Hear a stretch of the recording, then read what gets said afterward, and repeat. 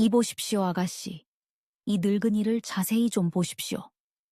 제 얼굴에 밭고랑처럼 깊게 패인 주름살과 평생 흙과 거름을 만지느라 검게 변하고 굳은 살 박인 이 손을 보십시오. 68세.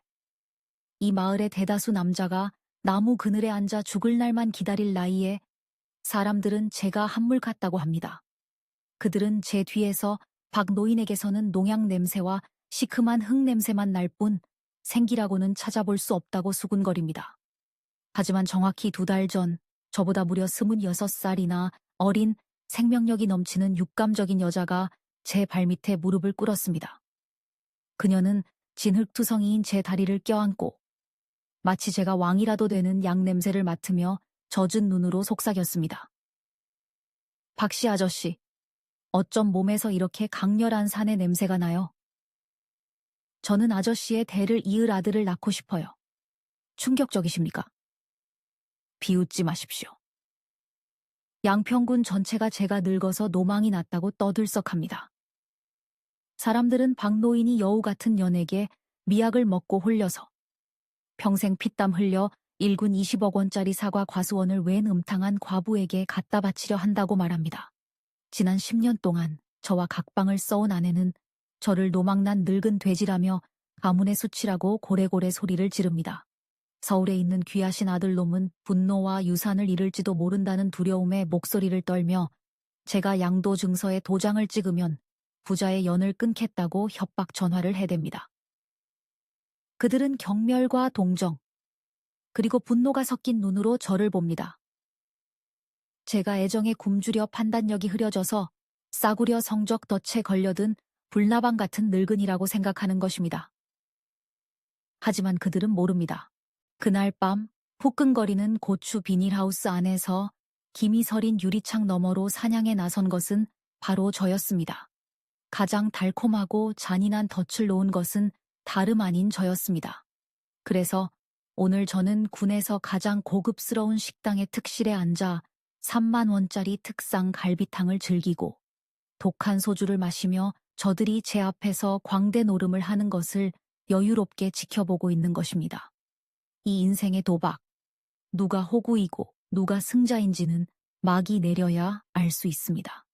평생 땅만 파던 늙은 농부가 어떻게 이렇게 큰 판을 벌이게 되었는지 궁금하십니까? 왜 제가 그 과부에게 옷이 벗겨지고 이 늙은 몸을 애무받으면서도 저항하지 않았는지 궁금하십니까? 모든 일은 그날의 소나기 때문이 아니었습니다. 그것은 지난 10년 동안 제 집에서 눈물과 함께 삼켜야 했던 차가운 밥상과 짠 깍두기에서 시작되었습니다. 집은 안식처라고들 하지만 지난 10년 동안 사과 과수원 한가운데 있는 번듯한 기와집은 저에게 창살 없는 감옥이나 다름없었습니다.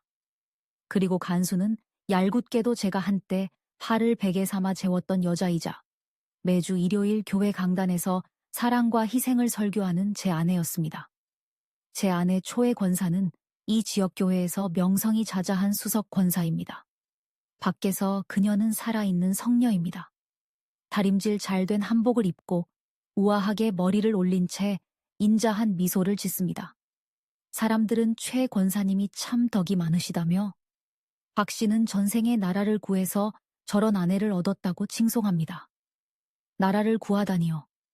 전생에 10번은 지옥을 다녀왔을 겁니다. 현관문이 닫히면 그 인자한 미소는 기름 떨어진 등불처럼 꺼집니다. 그녀는 성녀의 가면을 벗어 옷걸이에 걸어두고 사형수를 바라보는 재판관의 눈빛으로 저를 봅니다. 10년입니다. 제가 아내의 몸에 손을 대지 못한 지 꼬박 10년이 되었습니다. 제가 50대 중반, 풍년이 들어 힘이 넘칠 때 부엌에서 아내의 허리를 안으려 했던 그 운명의 밤을 기억합니다. 그녀는 불덩이에 닿은 듯 기겁하며 제 손을 뿌리쳤고 식탁 위 국그릇이 깨져 산산조각이 났습니다. 당신 지금 뭐 하는 짓이야? 나이 먹고 부끄러운 줄도 몰라. 그녀가 경멸서린 눈으로 소리쳤습니다. 당신 몸에선 비료 냄새, 흙 냄새, 쉰내가 진동을 해. 10번을 씻어도 그 촌티 나는 냄새는 안 없어진다고. 더러우니까 건드리지 마. 그날 밤부터 그녀는 잠자리를 거부했습니다. 지천명의 나이가 되었으니 마음을 닫고 육체적인 탐욕을 줄여 영혼을 맑게 해야 한다고 했습니다. 그녀는 다른 방으로 거처를 옮겼고 저는 넓은 안방에 홀로 남겨져 무덤 같은 냉기를 견뎌야 했습니다. 밤마다 제가 웅크리고 누워 바람 소리를 들을 때면 옆방에서는 목탁 소리와 나지막한 불경 소리 같은 기도 소리가 들려왔습니다. 쿵, 쿵, 쿵. 그 소리는 평안을 주는 것이 아니라 관뚜껑에 못을 박는 소리처럼 들렸습니다. 그녀는 경전으로 철벽을 쌓아 저를 가두고 제 집 안에서 저를 왕따 당한 짐승으로 만들었습니다. 하지만 정신적인 고문이 다가 아니었습니다. 제 위장이 가장 처참하게 고문당했습니다. 저는 농부입니다. 새벽 4시부터 밤늦게까지 50kg짜리 비료 포대를 나르고 땅을 파고 가지치기를 합니다. 제 몸은 고기를 원하고 에너지를 원합니다. 하지만 최 권사가 10년 동안 차려준 밥상은 한결같았습니다. 찬밥, 파 몇 조각 떠다니는 맹물 같은 두부국, 그리고 혀가 마비될 정도로 짠 깍두기뿐이었습니다. 사악한 욕망을 없애려면 담백하게 먹어야 해요, 박씨. 그녀는 거지에게 적선하듯 밥상을 내려놓으며 차갑게 말했습니다. 고기 많이 먹으면 병나고 엉뚱한 짓만 하니까요. 저는 씹을 때마다 뼈가 부서지는 듯한 깍두기를 씹으며 앉아 있었습니다. 짠맛과 쓴맛이 목구멍에 차올랐습니다. 맑은 국과 마른 밥을 보며 저는 집 지키는 개만도 못하다고 느꼈습니다. 개는 고기가 붙은 뼈라도 얻어먹습니다.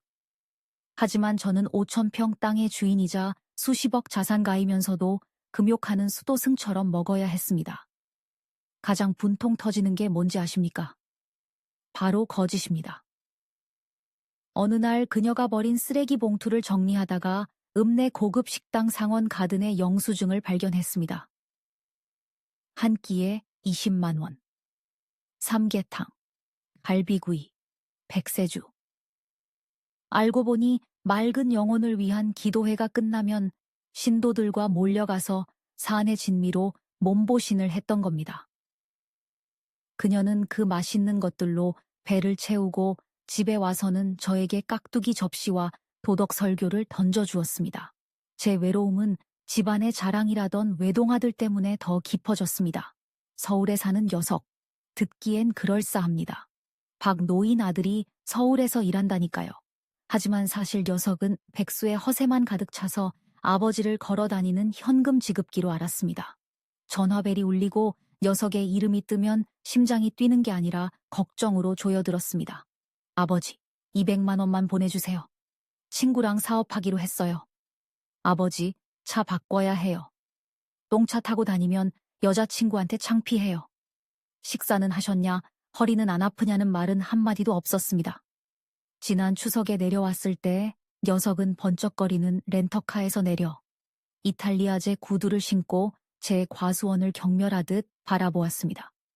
고추밭에 물 주는 걸 좀 거들어 달라고 하자 녀석은 옷을 털며 인상을 썼습니다. 아유 아버지, 저는 지식인이라. 이런 더러운 건 못 만져요. 돈 아끼지 말고 사람 쓰세요. 늙어서 죽을 때 싸 짊어지고 갈 것도 아니잖아요. 그 말은 마지막 남은 정마저 끊어놓는 칼날 같았습니다. 아내와 아들에게 저는 가장이나 아버지가 아니었습니다.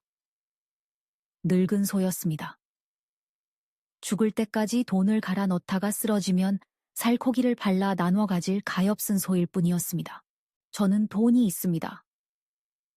땅도 있습니다.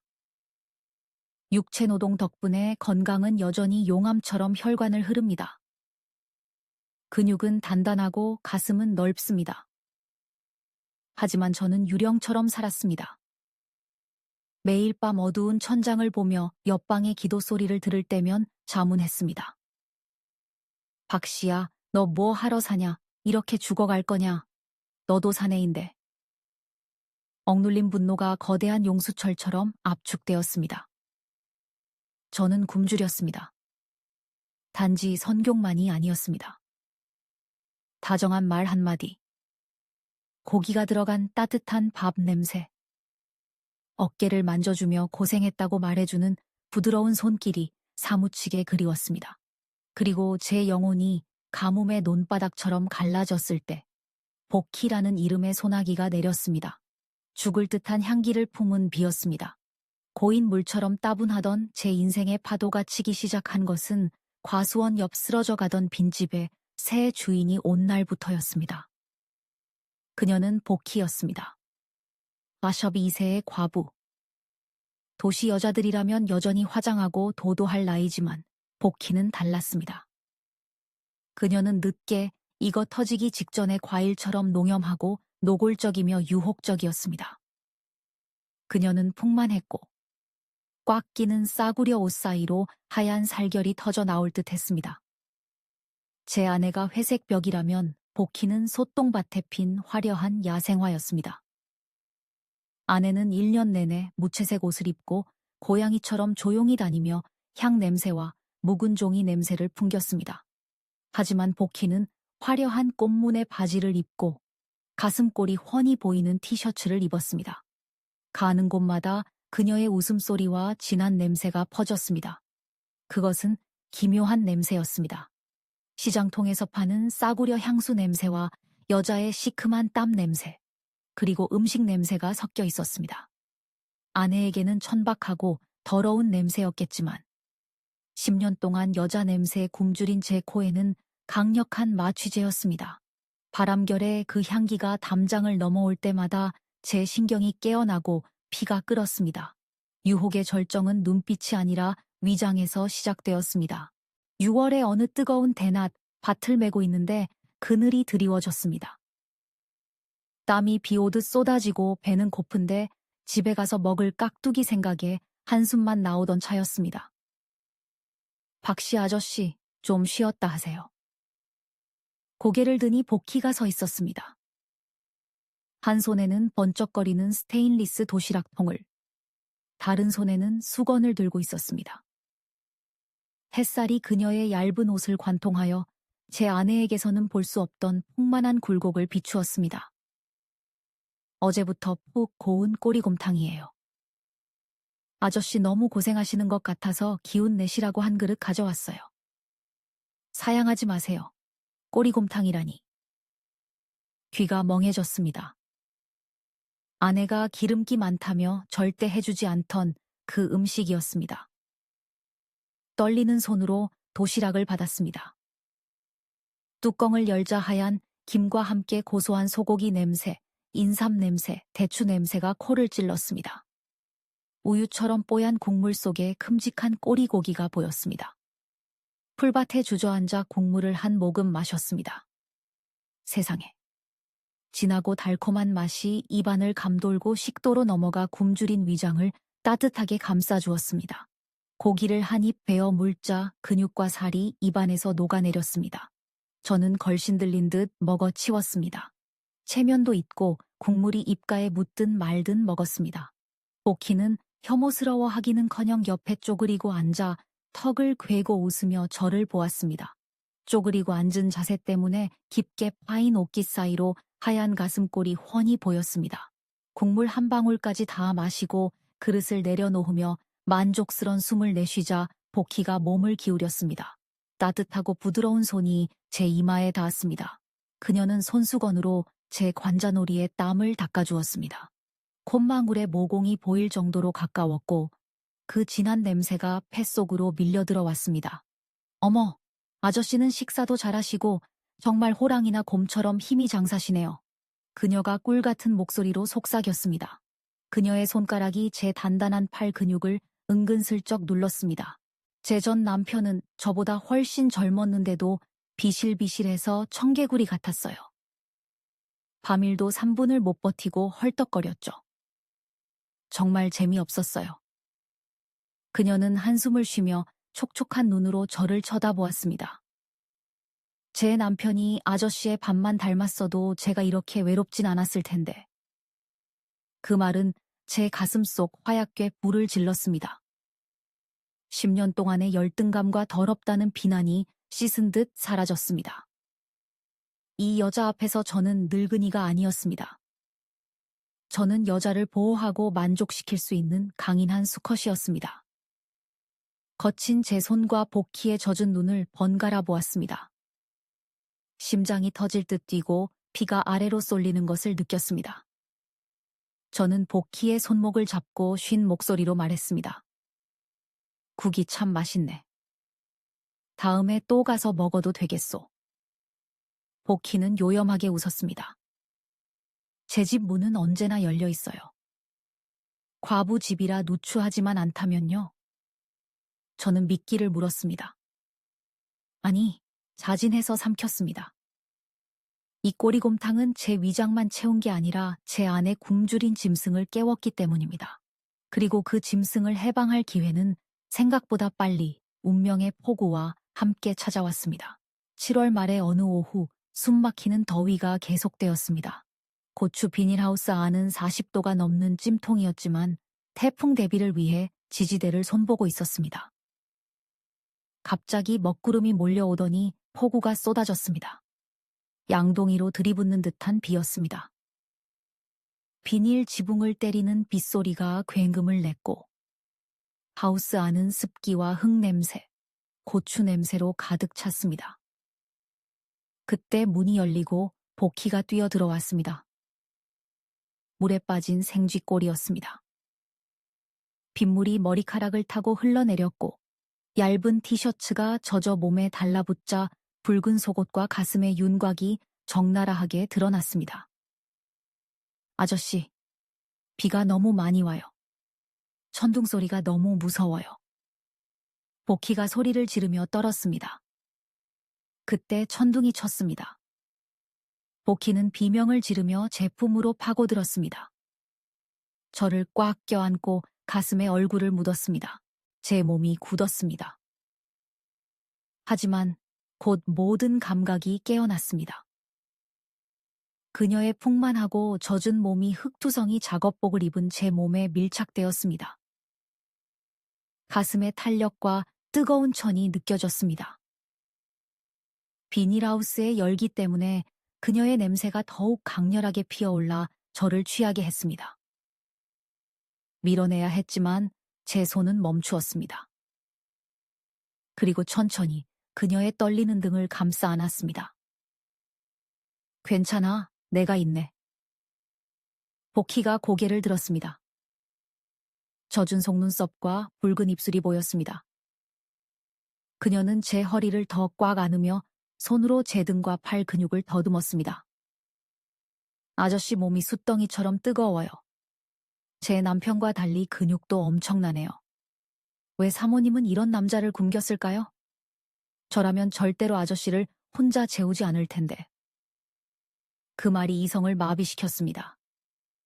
10년의 억압이 폭발했습니다. 늙은 게 싫지 않냐고 묻자 그녀는 제 귀에 속삭였습니다. 늙은 생강이 더 맵잖아요, 박씨 아저씨. 저는 큰 나무 그늘이 좋아요. 애송이들은 아저씨처럼 여자를 기쁘게 할 줄 모르거든요. 그녀가 먼저 키스했습니다. 저는 짐승처럼 으르렁거리며 그녀를 들어올려 비료포대 위에 눕혔습니다. 흙냄새와 빗소리 속에서 우리는 엉켰습니다. 그녀의 칭찬은 저를 다시 젊은 수컷으로 만들었습니다. 비가 그칠 무렵 저는 복희 옆에 쓰러져 가쁜 숨을 몰아쉬었습니다. 죄책감은 없었습니다. 그저 깍두기와 함께 보낸 10년이 아까울 뿐이었습니다. 꿀맛을 보았으니 다시는 여물을 먹을 수 없다는 것을 깨달았습니다. 하지만 저는 이 꿀단지의 대가가 얼마나 비싼지 몰랐습니다. 한 달 뒤 사건이 터졌습니다. 복희가 눈이 퉁퉁 부어 저를 불렀습니다. 침대에 웅크리고 앉아 배를 문지르며 울고 있었습니다. 아저씨, 무서워요. 왜 그래? 돈이 필요한가? 복희는 고개를 저으며 충격적인 말을 뱉었습니다. 생리가 없어서 검사해봤는데 2줄이 나왔어요. 임신이에요. 68세의 임신이라니. 머리가 멍해졌습니다. 복희는 제 품에 안겨 울부짖었습니다. 아들이에요. 어젯밤 용이 품으로 들어오는 꿈을 꿨어요. 아저씨 대를 이을 아들이 확실해요. 하지만 저는 가난한 과부잖아요. 아비 없는 자식이라고 손가락질 받을 텐데 불쌍해서 어떡해요. 아저씨 돌아가시면 우리는 길거리에 나앉을 텐데 그 과수원도 사모님이랑 아들이 다 차지할 거잖아요. 제 아들은 거지가 될 거예요. 그녀는 울면서 은근슬쩍 20억짜리 과수원 이야기를 꺼냈습니다. 그녀의 눈물 뒤에 숨겨진 탐욕과 계산이 보였습니다. 하지만 저는 당황하는 대신 하늘을 우러러보며 크게 웃었습니다. 하하하. 좋다. 하늘이 나를 버리지 않았구나. 저는 가슴을 치며 말했습니다. 복희야, 걱정 마라. 내 자식은 왕자처럼 살게 해주마. 저는 집으로 돌아갔습니다. 아내는 여느 때처럼 두부국과 깍두기 밥상을 차려놓고 쳐다보지도 않았습니다. 어디 가서 실실거리고 다녀. 빨리 밥 먹어. 나 교회 가야 해. 저는 밥상을 보았습니다. 360일 동안 먹어온 쓰레기였습니다. 밥? 걔한테 주는 밥 말인가. 저는 고함을 지르며 밥상을 뒤집어 엎었습니다. 그릇이 깨지고 국물이 사방으로 튀었습니다. 깍두기가 바닥에 나뒹굴었습니다. 당신 미쳤어? 아내가 비명을 질렀습니다. 그래, 나 미쳤다. 위선적인 당신이랑 사느라 미쳤어. 나를 개 취급하고 굶기더니 꼴 좋다. 저는 선언했습니다. 잘 들어. 옆집 복희가 내 아이를 가졌다. 아들이다. 당신이 못 낳아준 아들 내가 다른 여자한테서 봤다. 이혼이다. 과수원 팔아서 20억 챙겨서 그 여자랑 새 살림 차릴 거야. 당신이랑 그 서울의 불효자식 놈은 국물도 없을 줄 알아. 당신. 제 아내는 눈을 뒤집고 가슴을 움켜쥐더니 소파 뒤로 넘어가 기절했습니다. 아니, 기절한 척하는 것이겠지요. 제가 그 수법을 모를 리가 없습니다. 저는 즉시 서울에 있는 아들에게 전화를 걸었습니다. 당장 내려와라. 땅 팔고 재산 정리할 거다. 늦게 오면 한 푼도 없을 줄 알아라. 단 3시간 후였습니다. 아들 녀석의 번쩍거리는 렌터카가 마당에 급정거했습니다. 녀석은 부모가 걱정되어서가 아니라 자기 주머니 사정이 걱정되어 태풍처럼 집 안으로 들이닥쳤습니다. 얼굴이 벌겋게 달아올라 있었습니다. 조용하고 차갑던 집안은 순식간에 난장판이 되었습니다. 아내는 깨어나서 대성통곡하며 제 조상 3대를 욕했습니다. 아들놈은 책상을 치고 의자를 걷어차며 그 여우 같은 년을 가만두지 않겠다고 길길이 날뛰었습니다. 저는 안락의자에 다리를 꼬고 앉아 담배 한 대를 피워 물었습니다. 아내가 지난 수십 년간 금지했던 바로 그 담배입니다. 저는 길게 연기를 빨아들여 그녀의 고상한 공간에 자욱하게 내뿜으며 제 앞에서 난동을 부리는 인간들을 지켜보았습니다. 가문의 전쟁이 공식적으로 시작되었습니다. 그리고 늙은 농부인 저는 가장 강력한 히든카드를 손에 쥐고 있었습니다. 하지만 그들은 그 히든카드가 복희 뱃속의 아이가 아니라는 사실을 꿈에도 몰랐습니다. 사실 이 도박은 그들이 상상하는 것보다 훨씬 잔혹했습니다. 무덤처럼 고요했던 저희 집 거실은 이제 시장통처럼 시끄럽고 어지러웠습니다. 공기 중에는 화약 냄새가 진동했고 작은 불씨 하나만 떨어져도 폭발할 것 같았습니다. 제 귀하신 아들 박민호는 집 한가운데 서서 얼굴이 시뻘개져서 제게 고래고래 소리를 질렀습니다. 번듯한 정장을 입고 있었지만 넥타이는 느슨하게 풀려 삐뚤어진 인격처럼 흐트러져 있었습니다. 아버지, 진짜 미치셨습니까? 녀석은 침을 튀기며 소리쳤습니다. 늙어서 노망나셨어요. 치매입니까? 20억 원입니다. 그게 20억 원이라고요. 박씨 가문이 피땀 흘려 모은 재산을 동네 입구에 사는 그 천박한 환양년한테 갖다 바치겠다는 겁니까? 저는 의자에 앉아 담배 연기를 깊게 빨아들인 뒤 분노로 일그러진 녀석의 얼굴에 하얗게 내뿜었습니다. 그리고 태연하게 물었습니다. 누구 보고 환양년이라느냐? 내 새어머니가 될 사람이다. 말 조심해라. 제 말은 불난집에 기름을 부은 격이었습니다. 소파에서 몸부림치며 울던 아내 초의 권사가 용수철처럼 튀어올랐습니다. 옥반지를 낀 그녀의 손가락이 저를 향해 삿대질하며 덜덜 떨렸습니다. 박씨. 늙은 주제에 주책 좀 그만 부려요. 내가 참을 만큼 참았어. 그 여우년이 당신한테 무슨 미약을 먹인 거야. 그 여자가 얼마나 해프기로 소문난 여자인지 온 동네가 다 아는데 당신은 그 뱃속의 애가 당신의 애라고 생각해요. 꿈 깨세요.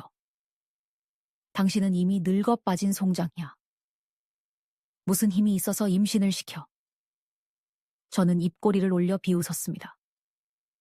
드디어 그들이 마음속에 담아두었던 진심을 토해내는군요. 아, 그러니까 당신들 눈에 나는 무능한 고자이고 쓸모없는 늙은이란 말이지. 저는 일어나서 천천히 아내 쪽으로 걸어갔습니다. 당신은 나보고 늙었다, 냄새 난다며 10년 동안 잠자리를 거부했지. 하지만 복희는 달라. 그녀는 내가 건강하다고 칭찬해. 나를 필요로 해. 그리고 무엇보다 나를 위해 아들을 낳아줬어. 아들 민호가 달려들어 제 앞을 가로막았습니다. 아버지를 보는 눈빛이 아니라 파산 직전의 채무자를 보는 채권자의 눈빛이었습니다. 아버지, 그놈의 대를 잇는다는 촌스러운 소리 좀 집어치우세요. 지금이 어느 시대입니까? 제가 분명히 말씀드리는데 소송할 겁니다. 정신과 의사를 불러서 아버지 정신 감정 받게 할 거예요. 아버지가 법적 무능력자라는 걸 증명해서 모든 토지 거래를 무효로 만들 거라고요. 이 집에서 단돈 1원도 못 가지고 나갑니다. 심장이 덜컥 내려앉는 듯 아팠습니다. 나를 정신병동에 처넣겠다고. 흙바닥에 얼굴을 박고 등을 하늘에 맡긴 채 일해서 키우고 공부시키고 집 사주고 차 사준 아들이 이제 재산을 뺏으려고 나를 미치광이 취급하겠다고 합니다. 가족애라는 것의 적나라한 실체가 제 눈앞에 드러났습니다. 늙은 사과나무 껍질보다 더 흉측하고 적나라했습니다. 알고 보니 저는 아버지도 남편도 아니었습니다. 저는 젖소였습니다. 젖소가 우유통을 걷어차려고 하자 그들은 도살할 준비를 하는 것입니다. 나를 고소하겠다고. 제가 이를 갈며 눈을 부릅떴습니다. 잘했다. 이 패륜한 녀석. 짝. 저는 손을 들어 아들의 뺨을 힘껏 올려붙였습니다. 평생 농사로 다져진 굳은 살 박인 손이라 무게가 천근만근이었습니다. 민호는 비틀거더니 소파로 처박혔고 입가에서 피가 흘러내렸습니다. 방 안이 찬물을 끼얹은 듯 조용해졌습니다. 아내는 입을 딱 벌리고 저를 괴물 보듯 쳐다보았습니다. 민호는 뺨을 감싸쥐고 순박하던 시골 노인네가 감히 손을 댔다는 사실을 믿을 수 없다는 듯 멍하니 있었습니다. 잘 들어라. 저는 녀석의 얼굴에 삿대질하며 한겨울 칼바람처럼 차갑게 말했습니다. 이 땅은 내 명이다. 등기 권리증도 내가 가지고 있어. 내가 아직 안 죽었고 내 재산 누구한테 주든 내 마음이다. 내가 미쳤다고. 내가 얼마나 멀쩡한지 보여주마. 내일 당장 변호사 사무실 가서 명예 이전 절차 밟을 거다. 너희 모자는 길바닥에 나앉을 준비나 해라. 당신, 감히 우리를 쫓아내겠다는 거야. 아내가 소리쳤습니다. 왜 안 됩니까? 저는 비웃었습니다. 10년 동안 나한테 깍두기만 먹이고 쓰레기 취급했잖아. 이제 나도 새 아내 있고 새 아들 생겼으니 내 처자식 살 곳이 필요해. 당신은 도덕적이고 봉사활동도 많이 다니잖아. 불쌍한 모자에게 집 양보해. 하나님이 복 주실 거야. 저는 그녀가 쓰던 위선의 가면을 그대로 흉내내어 찔러주었습니다. 통쾌함이 온몸의 세포 하나하나에 스며들었습니다. 민호가 엉금엉금 기어 일어났습니다. 눈빛이 달라져 있었습니다. 흉폭함이 사라지고 두려움이 차올랐습니다. 제가 농담하는 게 아니라는 걸 깨달은 겁니다. 이 젖소가 진짜로 밥그릇을 엎어버리려 한다는 걸 알아차린 겁니다. 아버지, 진정하세요. 녀석의 목소리가 부드러워졌지만 여전히 가식적인 냄새가 진동했습니다. 남한테 속으시면 안 돼요. 저는 아버지 걱정돼서 그러는 거예요. 그 복희라는 여자는 꽃뱀이에요. 생각해보세요. 그렇게 젊고 예쁜 여자가 왜 아버지처럼 연세 드신 분을 사랑하겠어요. 내가 남자니까. 제가 소리치며 말을 잘랐습니다. 내가 그 여자를 사랑해주니까. 너희들은 내 지갑만 사랑하잖아. 꺼져.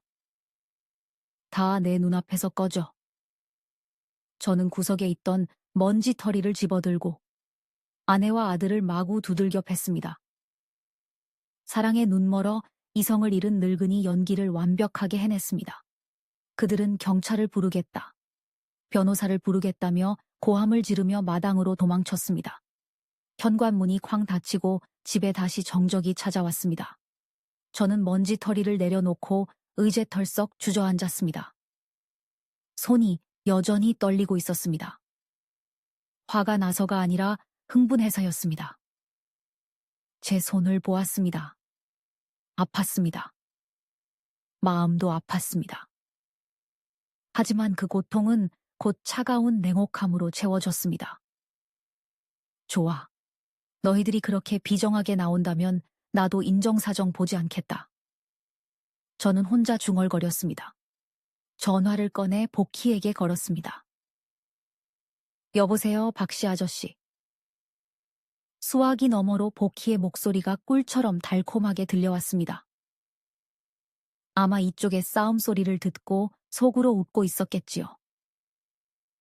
준비해. 저는 급하고 애타는 목소리로 말했습니다. 내일 아침 9시 신분증 가지고 읍내 김 변호사 사무실로 와. 과수원명에 넘겨줄게. 하이에나 같은 놈들에게 당신과 우리 아들이 당하게 둘 수는 없어. 어머, 아저씨.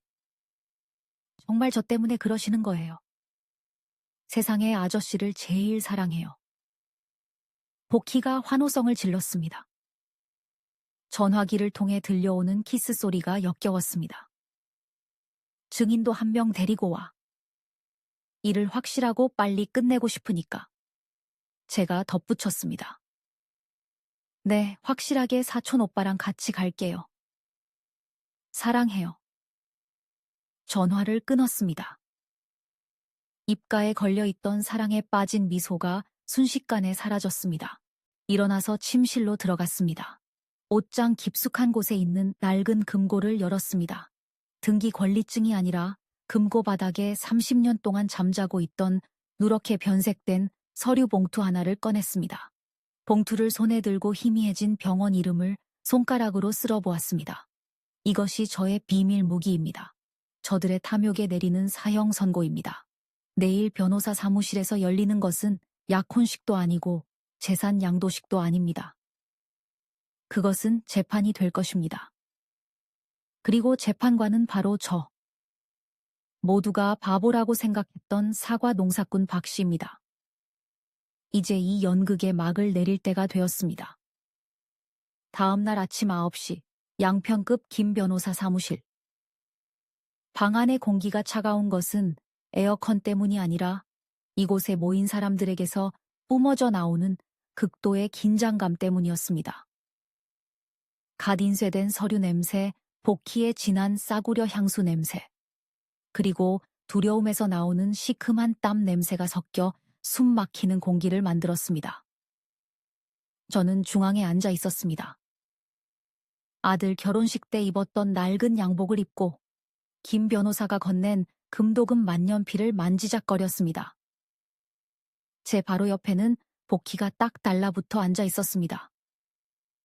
오늘 그녀는 순백의 인부복을 입고 현모양처인 척 내숭을 떨고 있었지만 테이블 위에 놓인 토지양도 서류를 힐끔거리는 눈빛이 모든 것을 말해주고 있었습니다. 그녀 뒤에는 험상궂게 생긴 피부가 검고 팔에 문신이 가득한 사내가 팔짱을 끼고 서 있었습니다. 복희가 시골에서 올라온 증인인 사촌오빠라고 소개한 놈입니다. 사촌오빠는 갯불. 그놈이 복희 어깨에 손을 올리는 소유욕 가득한 모습을 보니 그녀의 진짜 기둥서방이라는 것을 단번에 알 수 있었습니다. 그리고 반대편 문가에는 제 아내와 아들이 있었습니다. 그들은 전례 없이 비참해 보였습니다. 교회의 권력자였던 최 권사는 머리가 헝클어지고 눈이 퉁퉁 부은 채 문틀을 붙잡고 쓰러질 듯 서 있었습니다. 민호는 얼굴이 창백해져서 에어컨이 빵빵한데도 비 오듯 땀을 흘리고 있었습니다. 그는 절망적인 눈으로 저를 애원하듯 쳐다보았습니다. 아버지, 제발요. 민호가 기어들어가는 목소리로 말했습니다. 사인하지 마세요. 할아버지가 남겨주신 유산이잖아요. 닥쳐라. 저는 책상을 내리치며 소리쳤습니다. 난 너 같은 불효자식 둔 적 없다. 내 눈앞에서 사라져. 복희가 급히 제 가슴을 쓸어내리며 달콤하게 말했습니다. 여보, 화내지 마세요. 혈압 올라요? 얼른 사인하고 집에 가요. 뱃속에서 우리 아기가 발로 차네요. 아빠한테 인사하나 봐요. 그녀는 제 손을 잡고 양도 인란으로 펜을 이끌었습니다. 제 오랜 친구인 김 변호사가 안경을 추어 올리며 의미심장한 눈빛으로 저를 보았습니다. 박 선생님, 절차상 마지막으로 묻겠습니다. 선생님께서는 5,000평의 사과 과수원과 그에 속한 가옥 전부를 이복희 씨에게 양도하는 것에 대해 온전한 정신으로 그리고 전적으로 자발적으로 동의하십니까? 네. 전적으로 자발적입니다. 저는 크고 분명하게 대답했습니다. 등 뒤에서 아내의 울음보가 터졌습니다. 아이고 하나님. 늙어서 노망이 나도 유분수지. 전연이 당신 속이는 거라고요. 복희의 사촌 오빠라는 놈이 제 아내를 무섭게 째려보며 위협했습니다. 그리고는 몸을 숙여 재촉했습니다. 아버님 얼른 서명하시죠. 시간 끌면 자식들이 방해해서 골치 아픕니다. 저는 고개를 끄덕였습니다. 펜촉이 종이에 닿았습니다. 검은 잉크가 번지기 시작했습니다. 복희는 숨을 죽였습니다. 그녀의 눈이 자동차 헤드라이트처럼 번쩍였습니다. 기둥서방 놈도 탐욕스럽게 서류를 들여다보았습니다. 아들이 안 돼! 라고 비명을 지르며 종이를 뺏으려 달려들었지만 덩치 큰 기둥서방이 그를 바닥으로 내동댕이 쳤습니다. 아수라장이었습니다. 하지만 펜촉이 서명의 첫 획을 긋는 바로 그 순간 저는 멈추었습니다. 갑작스럽고 단호하게 멈추었습니다. 방 안이 쥐 죽은 듯 조용해졌습니다. 벽시계의 초침소리만 크게 들렸습니다. 왜 그러세요, 여보? 복희가 말을 더듬었습니다. 입가의 미소가 굳어 일그러졌습니다. 잉크가 안 나와요. 다른 펜 드릴까요? 아니. 저는 낮게 말했습니다. 노망난 늙은이의 급하고 애타는 목소리가 아니었습니다. 수많은 태풍을 견뎌온 농부의 차갑고 날카로운 목소리였습니다. 저는 천천히 펜을 책상에 내려놓았습니다. 고개를 들어 복희의 눈을 똑바로 쳐다보았습니다. 제 눈빛은 면도날처럼 날카롭게 그녀의 검은 속내를 파고들었습니다. 복희야. 저는 씁쓸하게 미소 지었습니다. 네가 끓여준 꼬리곰탕은 정말 맛있었어. 침대에서의 기술도 솔직히 아주 끝내줬지. 이 늙은이가 젊은 시절로 돌아간 것 같았으니까. 복희는 어리둥절해서 식은땀을 흘리기 시작했습니다. 무슨 이상한 소리를 하세요. 얼른 사인해요. 우리 아기가 기다리는데.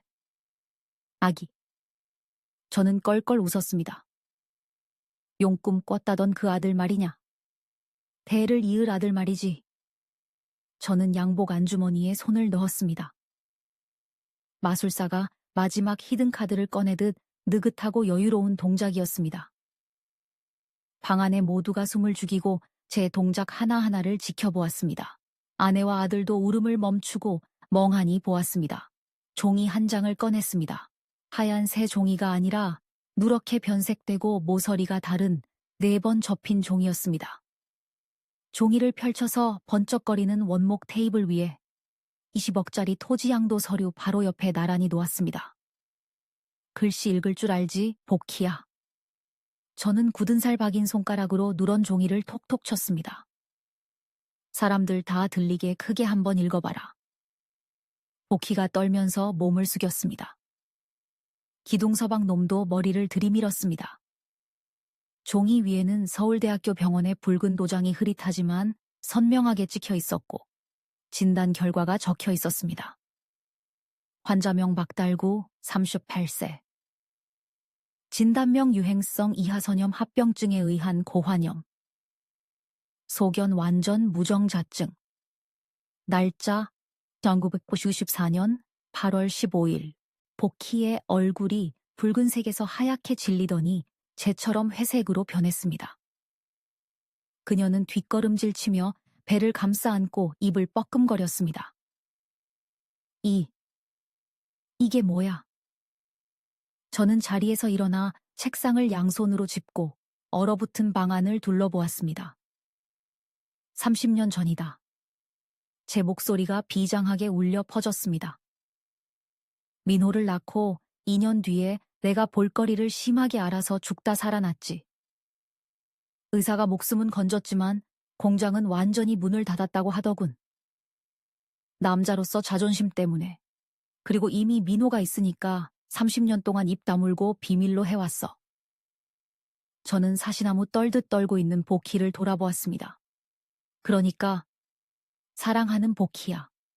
내가 30년 전부터 씨 없는 수박이었는데 네 뱃속에 있는 그 2개월 된 애는 누구 애냐? 저는 그녀의 얼굴에 바짝 다가가 방 안에 모두가 들을 수 있게 조롱 가득한 목소리로 속삭였습니다.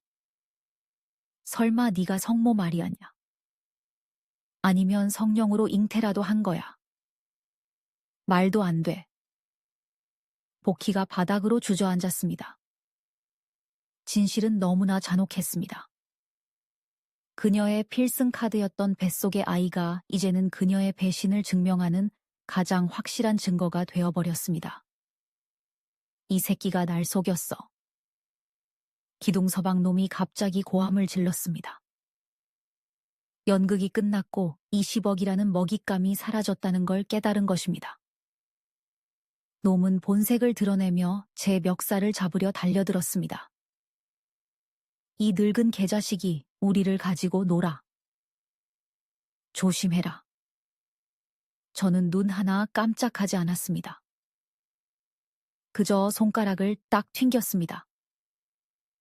변호사 사무실 안쪽 문이 벌컥 열리더니 제복을 입은 경찰 2명이 테이저건을 들고 걸어 나왔습니다. 앞장선 사람은 제 오랜 술친구인 김 반장이었습니다. 반갑네, 친구. 김 반장이 웃으며 제 어깨를 쳤습니다. 연극 훌륭하던데. 사기 미수 증거는 이만하면 충분하겠지. 알고 보니 저는 서명하러 온 게 아니었습니다. 그물을 치러 온 것이었습니다. 그리고 가장 크고 탐욕스러운 물고기가 걸려든 것입니다. 기둥서방 놈은 멈칫하더니 얼굴에서 핏기가 사라졌습니다. 복희는 바닥에 널브러져 눈물로 화장이 다 번진 채 흉측한 늙은 얼굴로 공포에 떨고 있었습니다. 아내와 아들을 돌아보았습니다. 그들은 여전히 입을 벌린 채 이 충격을 소화하지 못하고 서 있었습니다. 저를 보는 눈빛은 이제 경멸이 아니라 경악과 두려움으로 바뀌어 있었습니다. 왜? 제가 태연하게 물었습니다. 연극 끝났어. 당신이랑 민호 할 말 있어. 아니면 내가 복희한테 태교 여행비라도 줘야 하나. 철커덕 차가운 수갑 소리가 나며 기둥서방의 손이 결박되었습니다. 놈은 발버둥치며 욕설을 퍼부었지만 건장한 경찰들 앞에서는 도마 위의 생선일 뿐이었습니다. 복희는 저항할 힘도 없었습니다. 그녀는 바닥에서 걸레 조각처럼 구겨져 콧물 눈물을 흘리며 계속 중얼거렸습니다. 아저씨 용서해주세요. 제가 미쳤었어요. 한 번만 봐주세요. 저는 그녀를 내려다 보았습니다. 비닐하우스에서 저를 홀렸던 그 요염하고 생기 넘치던 여자는 온데간데 없고 탐욕스럽고 비참한 중년 여인만 남아 있었습니다. 미쳤었다고. 제가 비웃으며 타다 만담배에 다시 불을 붙였습니다. 넌 미친 게 아니야, 복희야. 넌 아주 똑똑했어. 사냥개가 토끼 냄새 맡듯이 외로운 늙은이한테서 돈 냄새를 아주 잘 맡았지. 저는 여전히 석상처럼 굳어있는 아내와 아들을 향해 돌아섰습니다. 그들에게는 설명이 필요했습니다. 가장 적나라한 진실을 들려줄 차례였습니다. 다들 내가 늙어서 노망나서 저 여자한테 조종당한다고 생각했지. 제가 담배 연기를 천천히 내뿜으며 말했습니다. 사실 복희가 이사오고 3일째 되던 날부터 나는 저 여자가 어떤 인간인지 이미 알고 있었어. 아, 아버지가 아셨다고요. 민호가 더듬거렸습니다. 그래. 그날 오후에 뒷마당 스프링클러를 점검하러 갔다가 물탱크 뒤에서 복희랑 이 기둥서방 놈이 서로 껴안고 키스하는 걸 봤거든. 놈이 복희 엉덩이를 찰싹 때리면서 그러더군. 그 늙은이 잘 좀 구워 삶아봐. 이번 건수 터지면 평생 놀고 먹을 수 있어. 방 안의 사람들이 경악하며 숨을 들이켰습니다. 아내가 입을 틀어막았습니다. 당신은 알면서 전현이 사기꾼인 줄 알고 딴 놈 있는 줄 알면서도 당신은 불나방처럼 달려들었다 그 말이지. 제가 말을 자르며 씁쓸하게 내뱉었습니다.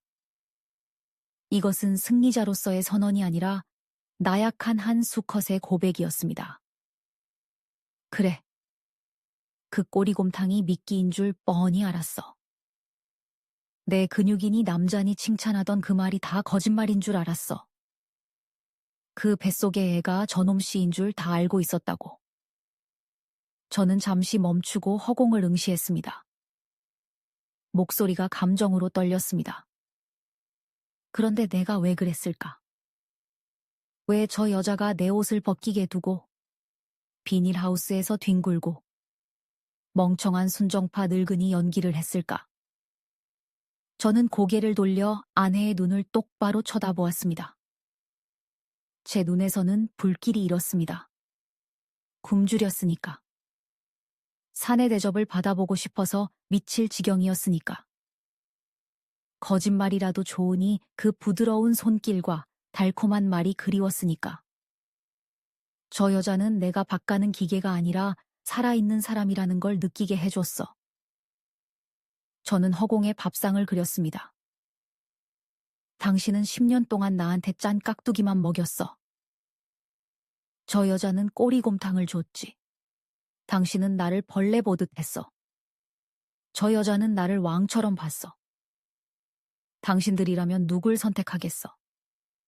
나는 너무 배가 고파서 그 설탕 발린 독약을 기꺼이 마신 거야. 방 안이 숙연해졌습니다. 아내는 고개를 푹 숙이고 손만 비비고 있었습니다. 민호는 제 눈을 피했습니다. 제 고백은 그들의 양심을 후려치는 채찍이었습니다. 그리고 이유가 하나 더 있지. 제가 다시 차가운 계산적인 농부의 얼굴로 돌아와 말했습니다. 저 여자 손을 빌려서 당신 모자에게 교훈을 주고 싶었어. 모든 걸 잃는다는 게 어떤 맛인지 그 쓴맛을 보여주고 싶었지. 나를 무시해. 좋아. 내가 없으면 당신들은 0이라는 걸, 아무것도 아니라는 걸 똑똑히 보여주고 싶었어. 복희가 경찰에게 끌려나갔습니다. 제 옆을 지날 때 그녀가 마지막으로 저를 올려다 보았습니다. 원망과 두려움이 뒤섞인 눈빛이었습니다. 박씨 아저씨. 연기 정말 소름 끼치게 잘하시네요. 제가 졌어요. 저는 대답하지 않았습니다. 그저 김 반장에게 고개를 끄덕여 인사했습니다. 문이 닫히고 연극은 끝났습니다.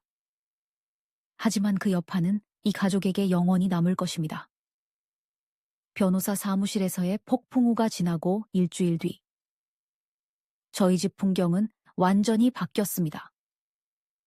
예전에 냉랭하고 우울하던 공기는 사라지고 대신 어색하고 우스꽝스러울 정도로 따뜻한 공기가 채워졌습니다. 오늘 아침 저는 7시에 일어났습니다. 알람 시계 때문이 아니라 부엌에서 풍겨오는 고소한 냄새 때문이었습니다. 식당으로 나갔습니다. 식탁 위에는 더 이상 깍두기나 맹물 같은 두부국이 없었습니다. 대신 김이 모락모락 나는 갈비탕 한 솥과 노릇하게 구운 생선, 그리고 제가 좋아하는 계란찜이 놓여 있었습니다. 그 고고하던 최 권사님이 앞치마를 두르고 분주하게 상을 차리고 있었습니다.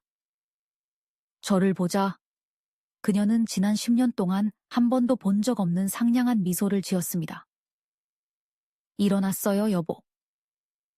앉아서 뜨거울 때 드세요. 새벽 시장 가서 아주 좋은 갈비를 사왔어요. 드시고 기운 차리세요. 그녀는 제 밥그릇에 윤기 흐르는 하얀 쌀밥을 가득 퍼 담았습니다.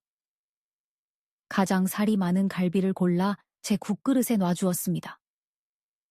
마치 신혼부부처럼 헌신적인 태도였습니다. 저는 그녀를 보며 감동하기는커녕 씁쓸한 비웃음만 나왔습니다. 그녀는 저를 사랑하는 게 아닙니다. 그녀는 제 금고 속에 있는 등기 권리증을 사랑하는 겁니다. 그날의 공포가 그녀를 간수해서 충실한 하녀로 바꿔놓았습니다. 아들은 어디 갔어? 제가 차갑게 물었습니다. 네. 민호는? 마당에서 당신 차 닦고 있어요. 이따가 당신 모시고 사우나 가서 안마해드린대요. 아내가 재빨리 대답했습니다. 창밖을 보았습니다. 흙 묻은 과수원을 더럽다고 싫어하던 녀석이 바지를 걷어붙이고 제 낡은 트럭을 땀 뻘뻘 흘리며 닦고 있었습니다. 제가 보는 걸 눈치채자 녀석은 활짝 웃으며 손을 흔들었습니다. 아버지 일어나셨어요. 차가 아주 반짝반짝합니다. 갈비탕 고기를 한 입 먹었습니다. 부드럽고 달콤하고 고소했습니다. 정말 맛있더군요. 하지만 왜 며칠 전 그 사기꾼 복희가 끓여준 꼬리곰탕보다 맛이 없을까요? 아마 그 곰탕은 욕망과 갈망으로 간을 했고 이 탕은 두려움과 위선으로 간을 했기 때문일 겁니다. 이혼하냐고요? 아닙니다. 이 나이에 이혼은 골치 아픕니다. 재산 분할에 소송에 남들 입방아까지. 저는 현실적인 농사꾼입니다. 가정을 유지하되 지위는 달라졌습니다. 이제 저는 왕입니다. 식사를 마치고 입을 닦으며 일어났습니다. 아내가 서둘러 이쑤시개와 재킷을 건넸습니다. 저녁엔 뭐 드시고 싶으세요? 해놓을게요. 마음대로 해. 저는 퉁명스럽게 한마디 던지고 밖으로 나왔습니다.